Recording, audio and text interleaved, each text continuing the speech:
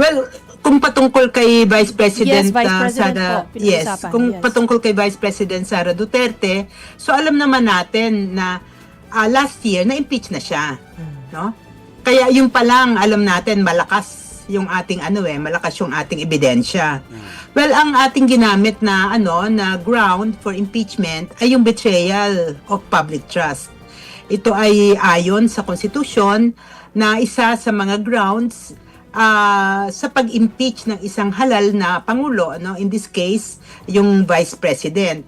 Alam mo, yung betrayal of public trust is broad enough, na ibig sabihin, ito ay pwedeng i-cover yung lahat ng violation noong oath of office ng isang impeachable official, Kasama na rin dito is yung mga acts katulad ng yung tyrannical abuse of power, yung abuse of discretionary power, yung acts which are just short of being criminal, Ibig sabihin, posibleng hindi criminal yung act, but the act constitutes gross faithlessness against public trust. Ibig sabihin, talagang ipinagkanulo niya yung tiwala ng taong bayan na nagluklok sa kanya, bilang isang presidente o vice-presidente.